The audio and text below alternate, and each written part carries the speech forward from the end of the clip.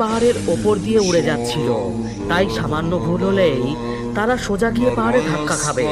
তখন হঠাৎই প্লেনটি ডান দিকে অনেকটা ঘুরে যায়, আর এজন্য যাত্রীরা সবাই একপাশে চলে যেতে শুরু করে।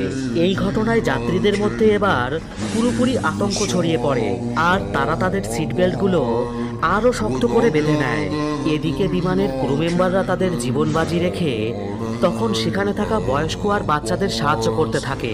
অন্যদিকে ক্যাপ্টেন লিও বিমানের নিয়ন্ত্রণ ফিরে পাওয়ার জন্য আপ্রাণ চেষ্টা করে যাচ্ছিল। লিওন তখন বিমানটিকে আচমকাই একটা টার্ন দেয়, আর এতে করে কাই আবারও বিমানের ভিতরে চলে আসে।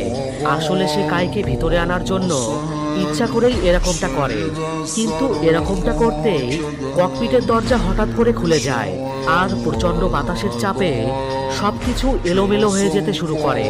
এমন সময় যাত্রীদের সামনে অক্সিজেন মাস্ক নেমে আসে, আর এয়ার হোস্টেসরা অনেক কষ্টে সবাইকে অক্সিজেন মাস্ক পরাতে সাহায্য করে। এরপর ওয়াং অনেক চেষ্টা করে ককপিটের ভিতরে চলে আসে। ওয়াং সেখানে এসে দেখে প্রচণ্ড ঠান্ডায় প্রধান পাইলট লিও কাঁপছে, আর অক্সিজেনের অভাবে সে প্রায় অজ্ঞান হয়ে যাচ্ছে।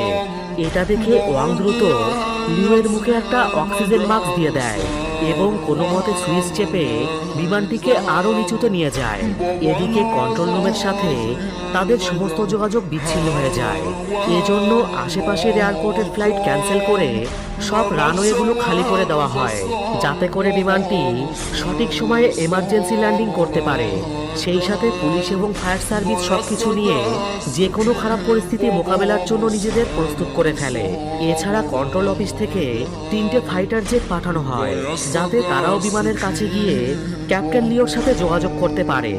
আসলে কন্ট্রোল অফিস থেকে বিমানটিকে বাঁচানোর জন্য তারা সকল প্রকার চেষ্টা করতে থাকে, কিন্তু তারা যতই চেষ্টা করুক না কেন বিমানে থাকা যাত্রীদের এখন শুধুমাত্র লিওই বাঁচাতে পারবে।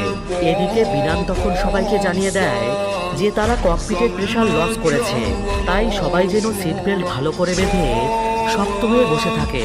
কন্ট্রোল রুম থেকে তখন বলা হয় যে তাদের সামনে বিশাল বড় একটা বরফে ঢাকা পাহাড় রয়েছে, আর সেখান থেকে যাওয়ার জন্য তাদেরকে আরও 3000 মিটার নিচ দিয়ে যেতে হবে।